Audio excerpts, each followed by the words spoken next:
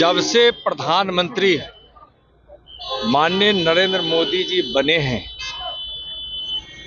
तब से देशद्रोहियों पर कड़ी नजर रखी गई है और माननीय प्रधानमंत्री आदरणीय नरेंद्र मोदी जी के नेतृत्व में और माननीय गृह मंत्री श्री अमित शाह जी के मार्गदर्शन में इस देश से आतंकवाद लगभग सफाया की ओर है और जो भी देशद्रोही हैं, जो इस भारत में अस्थिरता पैदा करना चाहा है, इन 14 वर्षों में उन पर कड़ी कार्रवाई हुई है और कोई देशद्रोही अब बचने वाला नहीं। जनता उनके राजनीति के पन्नों को फाड़ कर चिथरा कर फेंक दी है। अब कोई आधार नहीं बचा है तेजस्वी जी को जिस पर खड़ा होकर बिहार की राजनीति कर सके। उनका सुपड़ा साफ होने वाला है। वक्फ बिल कानून यह देश के पार्लियामेंट द्वारा पास किया गया है।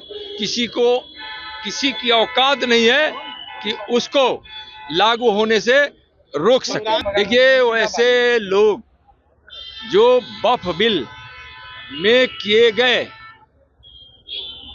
या लाए गए कानून को समझ नहीं पा रहे हैं और वैसे लोग जो भ्रम फैला रहे हैं, वैसे लोग के बहकावे में आकर लोग इस प्रकार का उपद्रव कर रहे हैं।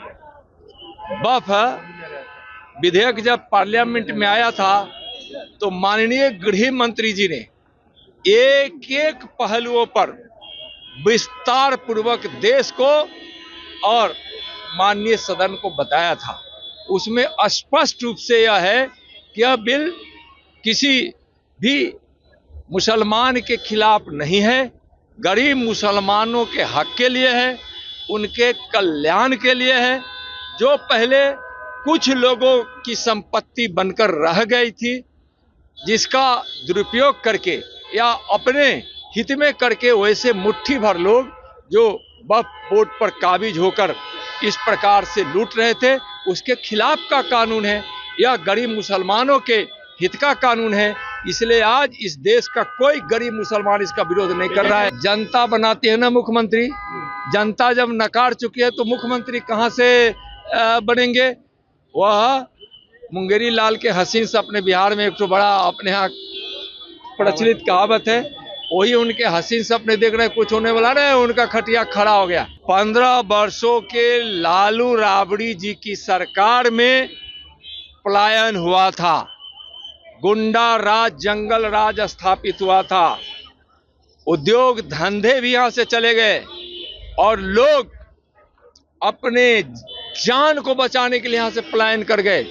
बेरोजगारी इतनी बढ़ गई थी कि रोजगार के लिए यहां से लोग पलायन कर गए। लेकिन अब जब से एनडीए की सरकार बनी है और जिस प्रकार से यहां विकास को गति मिली है और यहां अब रोजगार के अवसर प्राप्त हो रहे हैं, तो पलायन अब रुका है। लेकिन पहले से जो पलायन करने के दोषी लोग हैं, जो तेजस्वी जी आज कह रहे हैं, उनके माताजी और पिताजी के द्वारा 15 वर्षों में जो करतूतें इस बिहार की जमीन पर उतारी गई थी, उसका परिणाम पलायन था। पलायन रुका है।